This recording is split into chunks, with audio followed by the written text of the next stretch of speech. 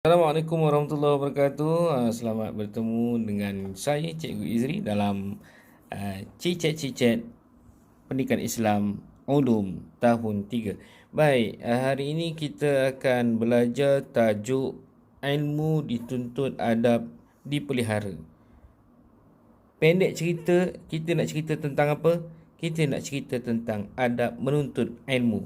Baik, pertama sekali mari kita lihat di muka surat. Murid boleh buka muka surat 128 Murid boleh tengok 128. Okey. Muka surat 128.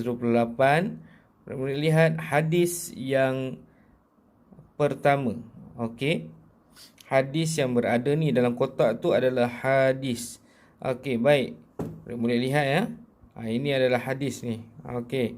Baik, kita tengok matan hadis itu. Okey. An Anas bin Malik radhiyallahu an. Cuba ikut baca sama-sama dengan saya. Okey. Qala Rasulullah sallallahu alaihi wasallam. Bagus. Okey. Talabul ilmi faridatan ala kulli muslim. Rawahu Ibnu Majah. Maksudnya apa? Okey, maksudnya kalau kita tengok dekat sini, okey, maksudnya okey, daripada Anas bin Malik, daripada Anas bin Malik qala, telah berkata Rasulullah sallallahu alaihi wasallam, maksudnya Rasulullah sallallahu alaihi wasallam bersabda, talabul ilmi, menuntut ilmu ialah faridah, fardu, bagi siapa? Ala kulli muslim, bagi setiap orang Islam. Itu hadis hari ini. Nak menunjukkan bahawa menuntut ilmu adalah satu kewajiban kepada orang Islam. Bila kita hayati hadis ini secara keseluruhannya, Islam meletakkan kita sebagai umat yang tidak akan mewarisi kebodohan. Kerana apa? Kerana kita menuntut ilmu. Maksudnya kalau kita rasa kita bodoh, bermakna kita menyalahi maksud hadis. Maknanya orang Islam ni tak bodoh. Kenapa? Kita wajib menuntut ilmu. Tak kira lah ilmu apa pun. Tapi yang paling wajib ialah ilmu agama, tentu wajib. Tapi yang ilmu-ilmu lain, apabila kita faham bahawa orang Islam ini dituntut untuk menuntut ilmu, maka kita akan menjadi umat yang sangat hebat. Okey, baik. Seterusnya. Seterusnya. Kita boleh tengok pula ya. Kita lihat pula apa yang nak diceritakan dalam bab ilmu ini. Dalam bab ilmu ni dibahagi kepada dua bab. Yang pertama, ilmu ini dipecahkan kepada ilmu bila disebut berkenaan faridah. Bila sebut tentang, murid-murid boleh tengok muka surat 129 dan juga 128 tadi. Apabila disebut berkenaan dengan faridah, ni satu benda yang berat ni. Maknanya taklifan itu jatuh kepada siapa? Kepada orang Muslim. Ini berat ni. Maksudnya hukum dia boleh jatuh berdosa. Hukum dia boleh jatuh berdosa kalau kita tak menuntut ilmu. Macam-macam bila duduk kat rumah ni bunyi pintu pun ada. Okey, baik. Jadi sekarang ni, adakah semua ilmu itu menjadi satu kewajiban sehingga jatuh hukum berdosa? Berdosa, adakah jatuh berhukum berdosa semua sekali? Okey, ini yang kita nak tahu. Okey, muka surat 129, cuba tengok. Di sana ada menunjukkan dua bahagian. Yang pertama, ilmu fardu ain, dan juga sebelah kiri yang warna merah tu ilmu fardu kifayah. Okey. Kita lihat dulu apa maksud ilmu fardu ain dan fardu kifayah. Okey, boleh baca sama-sama dengan saya. Kita tengok ilmu fardu ain. Ilmu fardu ain adalah merupakan ilmu yang apa? Wajib dikuasai oleh setiap orang umat Islam. Contohnya solat fardu. Maksudnya ilmu tentang solat fardu tu bukan kata wajib kena dikuasai oleh orang-orang yang belajar agama je. Tak, semua orang Islam wajib kuasai ilmu solat. Wajib belajar tentang ilmu solat. Kenapa? Kerana syurga nak masuk sama-sama. Betul tak? Syurga nak masuk sama-sama, kan? Kebaikan kita nak dapat pahala sama-sama. Takkan kita nak bagi tok guru je? Adakah syurga itu hanya untuk tok guru saja? Tak, syurga untuk semua orang. Syurga itu untuk semua orang yang beriman kepada Allah Subhanahu Wa Taala. Maka kalau tok guru itu solat, kita orang Islam yang lain pun yang belajar dengan tok guru tu pun kena solat. Kenapa? Kerana syurga itu milik semua. Syurga itu untuk semua, bukan khusus untuk orang tertentu, melainkan ia khusus untuk orang yang beriman. Khusus untuk orang beriman, dan orang beriman ni semualah boleh masuk syurga. Dan bila syarat nak masuk dia, kena taat kepada Allah. Maka bila taat kepada Allah, kena solat. Bila kena solat, tak boleh kata aku tak mau belajar, aku bukan ustaz, aku bukan belajar agama, jadi aku tak payahlah belajar lebih-lebih pasal solat ni. Kalau kita kata macam tu, maka boleh jatuh hukum berdosa, sebab kita tak mau menuntut ilmu yang wajib kita buat, menyebabkan ada perkara solat yang kita buat itu salah. Kalau benda tu salah disebabkan kita tak mau belajar, maka boleh jatuh hukum berdosa. Tapi sebaliknya, kalau benda tu salah masih lagi dalam keadaan kita belajar, hukumnya berbeza. Macam tu. Sebab itu kita kena belajar. Orang kata apa? Keep learning. Kena sentiasa terus belajar. Sebab bila kita belajar, kita niat belajar kerana Allah Ta'ala, siapalah nak marah, kan? Kalau kita manusia ni, cikgu pun, kalau kamu tunjuk kamu nak belajar, mana ada cikgu nak marah, kan? Cikgu akan bimbing. Yang cikgu marah tu apa? Cikgu punya mengajar kamu tak mau belajar, kan? Itu yang masalah kena marah tu. Marah tu pun bukan sebab benci, marah sebab yang nak suruh belajar, supaya kamu belajar itu tak jadi sia-sia. Macam tu lah juga fardu ain ni. Maka wajib ilmu fardu ain ni, ilmu ibadah khusus. Baik, seterusnya fardu kifayah, ilmu fardu kifayah. Apa pula? Ilmu fardu, bila sebut tentang fardu ni, perkataan fardu ni, maka dia wajib. Fardu ni menunjukkan furidha, maknanya diwajibkan. Tapi apa beza dia? Sini ain, sini kifayah. Baik, kita tengok dekat sini. Ilmu yang wajib. Okey, wajib dikuasai. Tadi dah wajib dikuasai oleh sebahagian. Sini berbeza. Ni half, ini full. Okey, sini full, sini half. Sebahagian umat Islam sahaja. Contoh solat jenazah. Maksudnya apa? Ilmu fardu ain ni paling kurang kena ada wakil umat Islam. Ilmu fardu kifayah ni paling kurang, minta maaf fardu kifayah ini, ilmu fardu kifayah ini paling kurang mesti ada umat Islam yang tahu buat benda ni. Contohnya pengurusan jenazah, solat jenazah, kan? Mandikan jenazah, mesti ada. Kalau tak ada, maka apa? Hukumnya jatuh berdosa pula kepada orang lain. Dosa satu kampung. Dalam satu kampung tu ada Tok Imam dengan Tok Bilal yang tolong urus, yang semayang dekat surau tu hari-hari. Dalam kampung tu, surau tu sikit punya besar, orang kampung tu sikit punya ramai, tapi yang semayang 2 orang. Selamat lagi 2 orang yang lain. 2 orang tu pergi semayang apa semua, dia belajar tentang ilmu semayang, dia semayang betul apa semua, selamat satu kampung. Tapi kalau satu hari tak ada orang yang semayang dekat surau tu, maka satu kampung mendapat apa? bukan mendapat hadiah. Kalau mendapat hadiah seronoklah, hip-hip hurray. Tapi kita mendapat dapat seorang sikit dosa. Bila dapat dosa tak pasal. Sebab itu ilmu fardu kifayah ini adalah ilmu yang wajib dikuasai oleh sebahagian umat Islam. Apa hikmahnya? Hikmah nanti kita akan tengok. Okey, baik. Sekarang kita pergi pula kepada ilmu fardu ain kembali. Kepentingan ilmu fardu ain ni. Okey. Dan juga kepentingan ilmu fardu kifayah. Baik.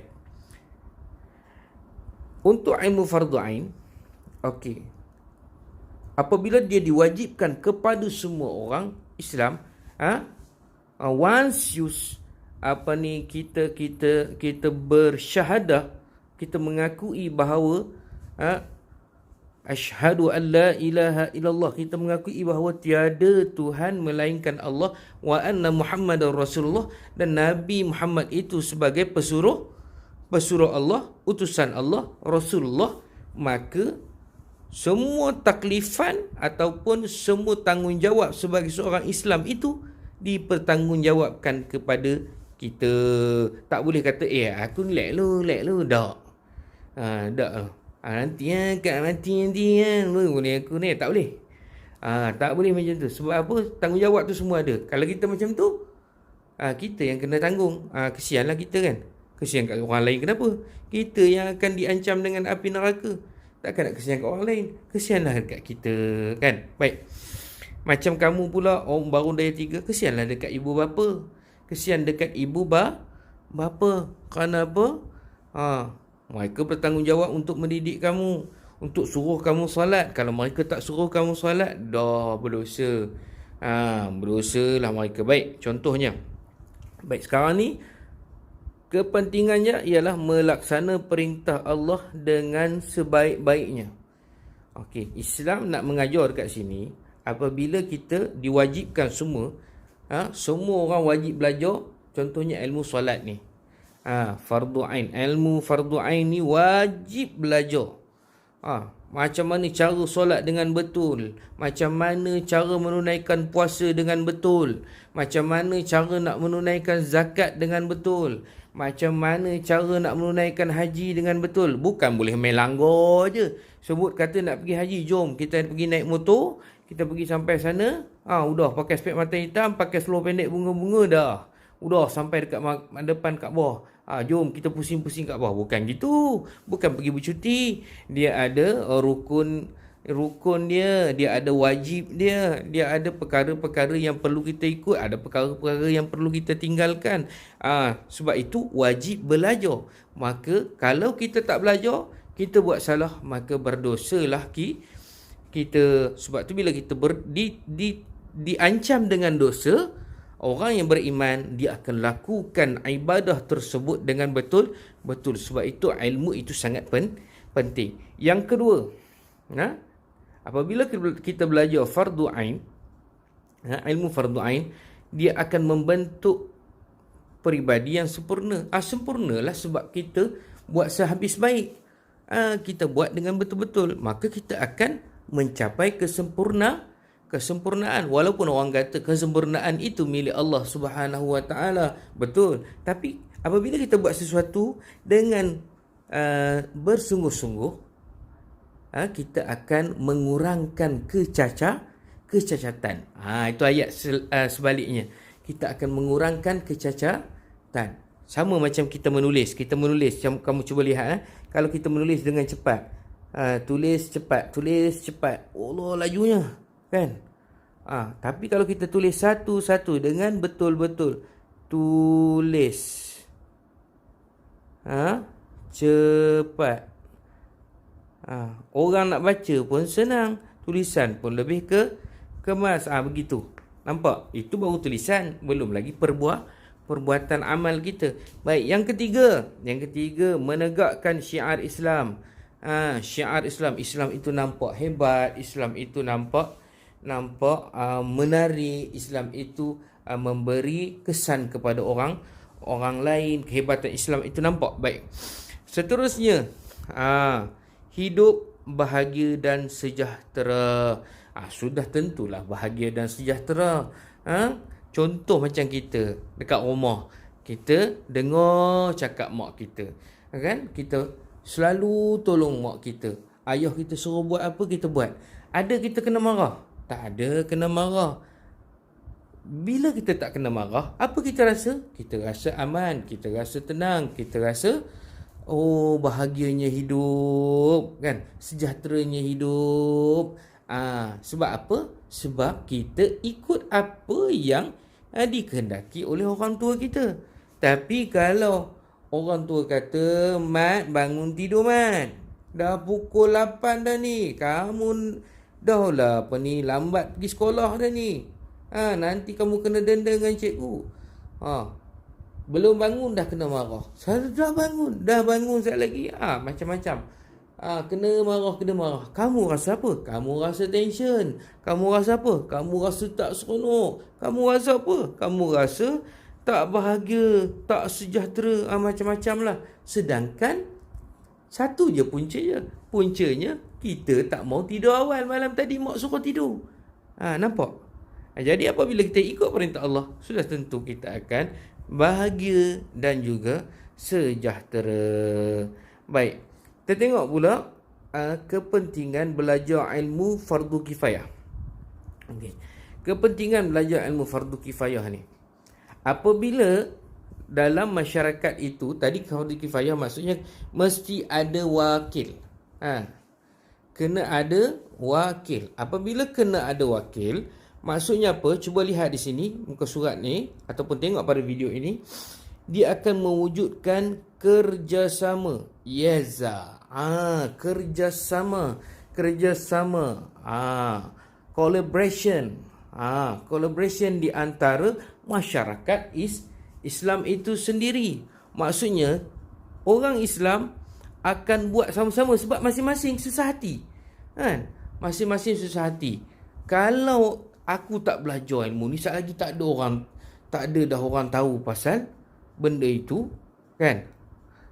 Berdosa semua orang. Contohnya apa? Tadi kita cerita pasal kampung, sekarang cerita tentang bidang pekerjaan. Apabila adanya hukum wajib fardu kifayah ini, kena ada wakil, maka orang Islam akan hebat dalam segala bidang. Kerana orang Islam akan jatuh hukum berdosa kalau tidak ada orang Islam langsung yang menjadi wakil dalam satu-satu bidang ilmu. Contoh apa? Doktor. Kita ambil yang kamu selalu tergambar di fikiran kamu. Pekerjaan, orang akan sebut doktor, lawyer, cikgu, farmasi, askar. Okay. Tiba-tiba dekat negara tu tak ada seorang pun orang Islam yang menjadi doktor. Tanggunglah satu negara tu. Jadi bila kita takkan orang lain nak tunggu disebabkan tak mau belajar ni, semua malas nak belajar, habis satu Malaysia ni kena berdosa, baiklah pergi belajar, kan? Dapat juga pahala, kan? Dapat pahala belajar, dapat juga kita saling membantu antara satu sama lain. Maksudnya ada orang yang dia rasa dia nak belajar doktor, dia pergi belajar doktor, maka dia dah menjadi wakil orang Islam. Ada orang Islam yang nak menjadi tukang, dia kata aku minat bertukang, pergi jadi tukang. Apabila ada orang Islam yang minat nak repair kereta, repair kereta, belajar ilmu repair kereta, kan? Belajar betul-betul. Kena ada orang yang menjadi wakil dalam masyarakat ataupun dalam negara. Bila kita faham benda ni, kita boleh praktikkan dalam keluarga kita. Dalam keluarga kamu, adik-beradik, esok bincang dengan abang, dengan kakak kamu, dengan adik kamu. Kamu kata, esok kamu nak jadi apa? Kalau abang kata, aku nak jadi doktor lah. Aku pun nak jadi doktor. Yang seorang lagi pun, aku pun nak jadi doktor. Tak payah macam tu. Bila kita faham, kita belajar itu hari ilmu fardu kifayah. Maknanya orang Islam ni wajib belajar ilmu macam-macam, kan? Kena ada wakil. Kamu jadi apa? Orang kampung kita ni dah tua dah. Ramai dah tua. Tok Siok tu pun dah tua, Tok Bilal tu pun dah tua, Tok Imam tu pun dah tua. Esok kang ada orang mati kang, siapa nak tolong urus jenazah? Macam ni lah. Aku rasa esok aku nak jadi. Biar aku jadi. Aku pergi belajar ilmu agama lah kan. Aku pergi belajar, aku pergi kerja bidang tu. Esok aku balik, aku boleh tolong orang kampung. Bagi. Kamu pergi jadi wakil. Udah, ada. Kamu pula abang nak jadi apa? Rasanya teman nak jadi doktor lah. Bagi. Jadi doktor. Kamu pula nak jadi apa? Dalam kampung kita ni, pakcik yang meniaga kedai runcit tu dah tak lama dah tu nampak gayanya. Jadi teman nak pergi belajar pasal bisnes. Teman nak pergi belajar dekat universiti esok pasal bisnes. Sebab apa? Teman nak balik, nak meniaga, nak buka kedai runcit. Pakcik tu dah lah tak ada anak. Kan tak ada orang yang meniaga kedai runcit dekat kampung kita ni, tak pasal. Tidak ada orang Islam yang berniaga kedai runcit, tak ada. Tanggungjawab selagi tak ada tu, selagi itulah kita akan tanggung. Kita akan tanggung satu kampung sama-sama. Jangan. Sebab itu bila faham benda ni, orang Islam, orang kampung yang berada dalam tu, kita faham pasal benda ni, tentang benda ni, kita akan menjadi satu umat yang hebat. Kerana semua umat Islam akan menjadi orang yang hebat dalam setiap bidang. Itu kepentingan ilmu ni. Yang kedua, apa dia? Melahirkan tenaga pakar dalam pelbagai bidang. Ni saya dah sebut dah tadi. Baik, yang ketiga, meningkatkan ekonomi negara. Bila semua orang masing-masing ada bidang, mengejar bidang masing-masing untuk menjadi wakil dalam bidang masing-masing, apa yang terjadi? Sudah tentulah ekonomi negara tu pun akan meningkat. Dan yang terakhir, umat Islam bertambah maju. Yalah, semua dah belajar, semua dah bersungguh-sungguh, semua dah bekerjasama, tak ada busuk hati antara satu sama lain. Ini tidak. Orang meniaga goreng pisang, 20 kedai goreng pisang keliling. Cubalah fikir benda lain, wakil-wakil. Dengan sebenarnya Islam dah selesaikan masalah tu dengan ilmu fardu kifayah, why lagi? Kalau kita faham ilmu fardu kifayah, kan satu kampung tu taklah semua meniaga goreng pisang. Sini meniaga goreng pisang, sini goreng pisang. Apa, kampung pisang ke? Tidak. Dia ni dah meniaga goreng pisang, kamu meniaga lah ayam tepi ni. Udah sebelah ayam tu, meniaga lah apa balik pula. Kan? Meniaga macam-macam. Kan bila meniaga macam-macam tu, seronoklah orang nak membeli pun ramai. Nak makan pun ada. Kan? Boleh bertukar-tukar makanan. Dia ni boleh beli kedai dia ni boleh beli kedai dia ni. Seronoklah sikit. Ini kamu meniaga goreng pisang semua. Bila kurang orang membeli, nak pergi beli kedai sebelah pun orang jual goreng pisang. Nak pergi kedai sebelah lagi pun goreng pisang. Sebab tu kita tak maju. Kerana apa? Kita meninggalkan ilmu yang telah diajarkan oleh Islam, iaitu ilmu fardu kifayah. Bagus. Baik. Seterusnya, murid-murid boleh lihat muka surat 130 dan 131. Cuba buat bacaan dan yang bacaan dahulu, dan nanti cikgu akan ajar lagi apa dia nak diceritakan dalam muka surat 130 dan 131 ni. Okey, untuk pengenalan berkenaan dengan ilmu, kenapa kita kena belajar, apa ilmu yang wajib kita belajar, apa ilmu yang kita kena bekerjasama supaya kita tidak jatuh hukum berdosa. Kerana Islam meletakkan ilmu itu sangat tinggi. Sebab itu Allah sebut, a'udzubillahi minasyaitanirrajim, yarfa'illahu alladhina amanu minkum walladhina utul ilma darajat. Allah mengangkat kedudukan orang-orang yang berilmu dalam darjat, tingkatan tertentu. Bila angkat ke bawah ke atas? Ya, betul. Angkat pastinya ke atas. Maksudnya bila Allah angkat tu, maksudnya kita semakin hampir dengan Allah Subhanahu wa taala. Allah angkat darjat kita. Allah angkat darjat kita. Tak ke seronok? Seronok lah. Jadi cara nak kita diangkat darjat oleh Allah Subhanahu Wa Taala ialah dengan menuntut ilmu.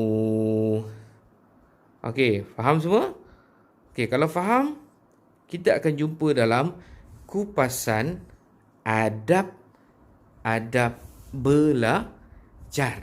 Baru kita pergi kepada adab belajar. Selepas kita mengetahui kenapa pentingnya belajar. Nak cerita pasal adab, penting belajar pun tak tahu. Buat apa kan? Alah, buat apa nak belajar pasal adab? Nak kena belajar macam ni lah, kena buat benda ni lah, kena hormat cikgu lah. Tak penting pun. Kita mungkin kata macam tu. Sedangkan Islam nak cerita bahawa belajar itu sangat penting. Walaupun dia pelajaran sains, ataupun dia pelajaran matematik, ataupun dia pelajaran selain daripada pelajaran ilmu agama, dia tetap menjadi tanggungjawab. Okey, baik. Assalamualaikum.